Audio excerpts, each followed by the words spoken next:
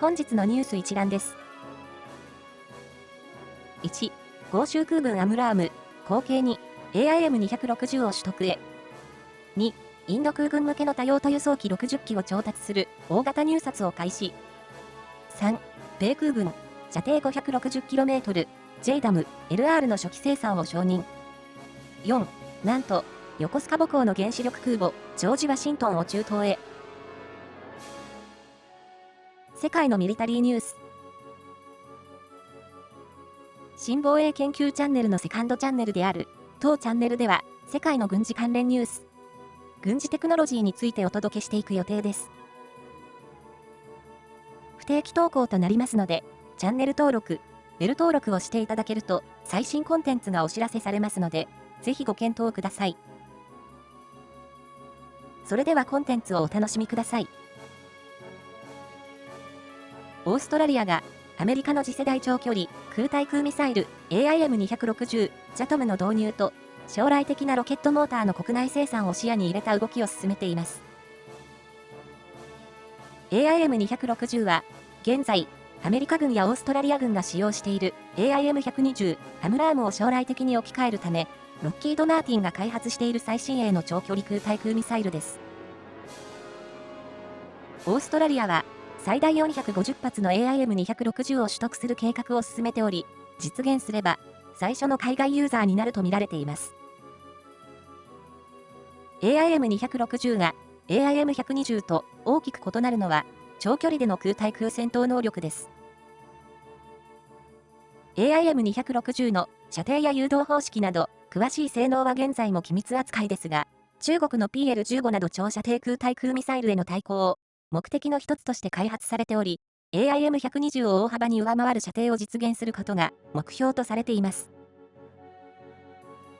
しかも、F-22 や F-35 の機内兵器庫に搭載できるサイズを維持することが求められており、ステルス性能を維持したまま、より遠距離から敵航空機を攻撃できることが大きな特徴です。AIM-260 の正確な単価は公表されていませんが、アメリカ空軍の2026年度予算では、112発の調達に3億7690万ドル、約554億円が要求されています。単純計算すると、1発約336万ドル、約4億9400万円となります。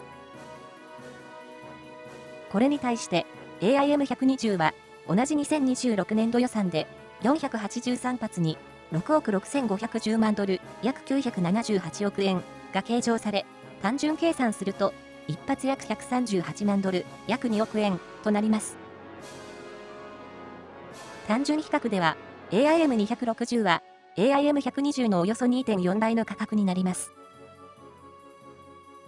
ただし、これらは予算額を調達予定数で割った数字であり、ミサイル本体だけの正式な単価を示すものではありません。今回さらに注目されているのが、オーストラリア国内でのロケットモーター生産です。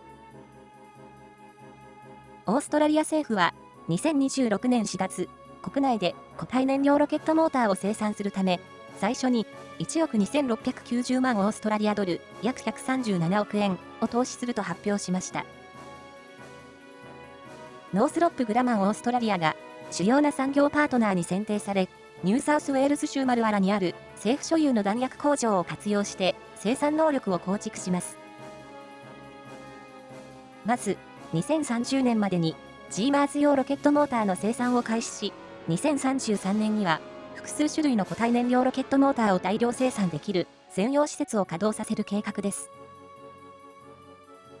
オーストラリアがロケットモーターの国内生産を急ぐ背景には、世界的なミサイル需要の増加があります。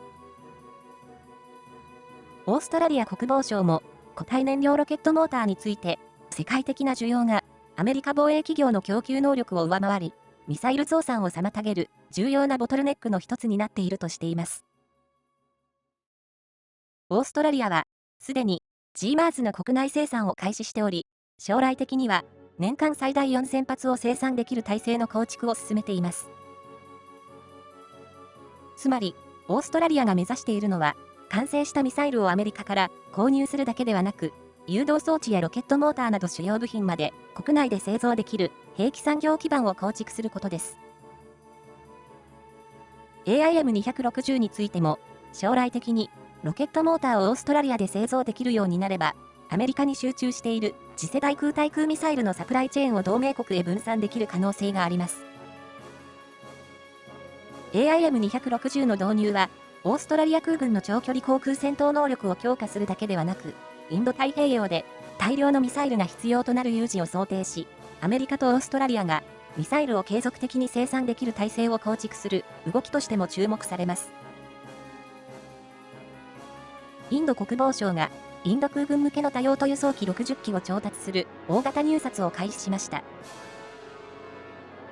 計画総額は約1兆ルピー、約1兆7000億円とされ、老朽化が進む輸送機部隊を更新する大型調達計画となります。今回の計画では、約 20% を完成機として輸入し、残る約 80% をインド国内で生産する方針です。インドで生産される機体については、60% を超える国産化率を目指しており、外国メーカーではなく、インド企業が主導する形で調達が進められます。有力候補の一つが、ブラジルのエンブラエルが開発した C390 ミレニアムです。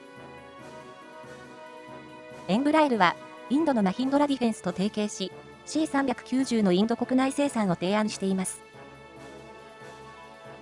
C390 は、ジェットエンジンを採用した新世代輸送機で、最大搭載量は約26トン、兵員や車両、物資の輸送に加えて、空中給油などにも対応できます。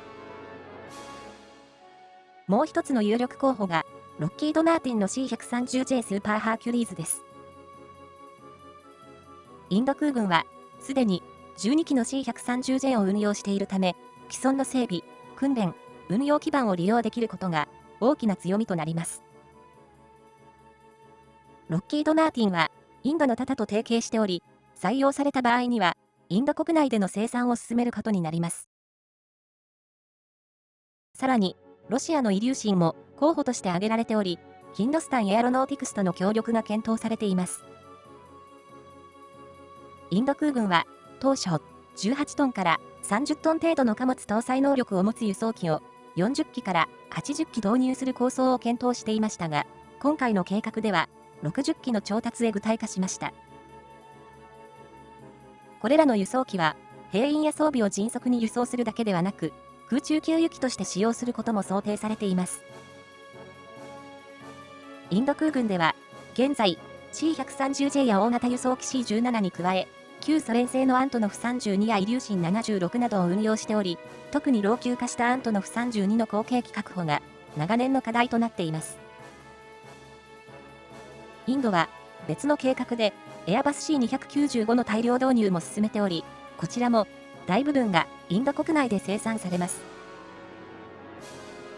つまり、インドは小型から中型、大型まで輸送機部隊を段階的に更新すると同時に、外国製軍用機を単純に輸入する方式から、国内で大量生産する方式へ移行しようとしています。今回の60機という発注規模は大きく、どの機体が選ばれるかだけでなく、インド国内にどのメーカーの軍用輸送機生産基盤が構築されるのかという点でも注目される計画です。アメリカ空軍が、ボーイングが開発した新型長距離精密誘導兵器 JDAM-LR の初期生産を承認しました。今回の契約額は7500万ドル、約110億円で、JDAM をベースとした長距離攻撃兵器の初期生産が開始されます。JDAM-LR は従来の JDAM に主翼と小型ターボジェットエンジンを組み合わせることで射程を大幅に延長した兵器です。従来型 JDAM の射程が約28キロ、翼を追加した JDAM-ER でも約70キロ級なのに対し、JDAM-LR は300海里以上、およそ560キロの射程を目指しています。つまり、従来型 JDAM と比較すると、20倍近い射程を持つことになります。搭載する弾頭は、500ポンド級、およそ227キロで、長距離飛行を可能にするため、クレイトス製の小型ターボジェットエンジン TDI-J85 を搭載しています。これによって、通常の滑空爆弾というより、小型巡航ミサイルに近い能力を持つ兵器となっています。ボーイングは、JDAM LR の開発に、約1億ドル、約147億円の自己資金を投入しており、既存の JDAM で使用されている技術や航空機とのインターフェースを利用することで、開発期間とコストを抑えています。JDAM LR が注目される最大の理由は、JASM などの高価な長距離巡航ミサイルを大量消費することなく、敵の防空圏外から攻撃できる兵器を大量に確保できる可能性があることです。既存の JDAM を運用できる航空機への統合も比較的容易とされており、戦闘機や爆撃機から大量に発射できる長距離攻撃兵器となる可能性があります。さらに対地攻撃だけではなく、対艦攻撃や海上への機雷敷設などへの応用も想定されています。アメリカ軍にとって JDAM LR は高価で高性能な巡航ミサイルと安価ですが、射程の短い従来型 JDAM の中間を埋める兵器となります。特に中国などが構築する接近阻止、領域拒否、いわゆる A2AD 環境を想定した場合、500キロ以上離れた場所から大量に使用できる、比較的低コストの精密誘導兵器は大きな意味を持ちます。JDAM LR の量産が本格化すれば、アメリカ軍は高価な巡航ミサイルだけに依存することなく、長距離精密攻撃を大量に実施できる新たな選択肢を手にすることになります。アメリカ海軍が横須賀を母港とする原子力空母ジョージ・ワシントンを中東へ向かわせていることが明らかになりました。先日のニュースでは、本国で補充中のルーズベルトをリンカーンと交代で中東へというニュースを流しましたが、どうやらアラビア海に一番近い南シナ海にいたワシントンに命令が下ったようです。ジョージ・ワシントンはこれまで南シナ海など西太平洋で活動していましたが、中東で異例の長期展開を続けている原子力空母エイブラハム・リンカーンと交代する予定です。エイブラハム・リンカーンは2025年11月にサンディエゴを出港した後、2026年1月に中東へ転身し、イランとの戦闘ではエピック・フューリー作戦に参加しました。その後もイランの港湾に対する海上封鎖などに投入され、展開期間は260日を超え、200日以上にわたって寄港していない異例の状態が続いています。こうした長期展開によって、艦内では食料や生活物資の不足、配管設備や飲料水の問題、郵便物の遅延などが発生しているとの乗組員家族からの証言が報じられています。さらに、長期間陸上へ戻れないことによる乗組員の精神的負担についても問題となっており、一部の議員は国防総省と海軍に説明を求めています。一方、ピート・ヘグセス国防長官は艦内の状況について、報道されている内容は実態を正確に反映していないとしており、米海軍もエイブラハム・リンカーンは必要な物資を確保し、任務遂行能力を維持していると説明しています。今回のジョージ・ワシントン派遣について、米当局者は、こうした問題を受けて、急遽決定されたものではなく、以前から計画されていた交代だと説明しています。しかし、ジョージ・ワシントンが中東へ向かうことで、アメリカ海軍の世界的な空母配置には大きな変化が生じます。ジョージ・ワシントンは、日本に前方配備されている第7艦隊唯一の空母で、西太平洋におけるアメリカ海軍の空母戦力の中核です。そのジョージ・ワシントンが中東へ転用されることで、西太平洋では一時的にアメリカの空母が不在となる見通しです。中国との軍事的緊張が続く中で、長期に西太平洋に空母が不在になることは考えにくいので、別の空母が西太平洋には近く派遣されるでしょう。アメリカが西太平洋の空母まで中東へ投入することは、対イラン作戦が米海軍の世界的な戦力配置に大きな負担を与えていることを示しています。さらに注目されるのが、中東における空母戦力そのものです。現在、中東にはエイブラハム・リンカーンに加えて、原子力空母ジョージ・ H.W. ブッシュも展開しています。ジョージ・ワシントンが到着して、エイブラハム・リンカーンと交代すれば、アメリカ海軍は、引き続き、中東で2個空母打撃群体制を維持することになります。これは、イランとの大規模戦闘が、現在沈静化しているにもかかわらず、アメリカが、中東の空母戦力を1個空母打撃群へ縮小するのではなく、2個空母打撃群体制を維持することを意味します。一方で、西太平洋から空母を引き抜いてまで、中東の2個空母打撃群体制を維持することから、アメリカが、当面、イランに対する海上封鎖と軍事的圧力を継続する方針であることが伺えます。ジョージ・ワシントンとの交代が完了すれば、エイブラハム・リンカーンは、ようやく長期展開を終えて帰還することになります。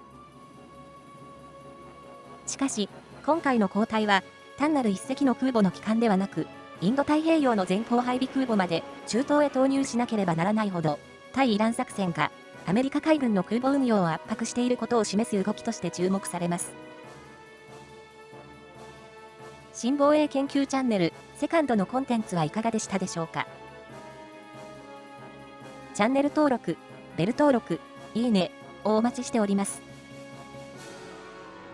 メインチャンネルでは、ウクライナや中東の日々の戦況などを毎日配信しています。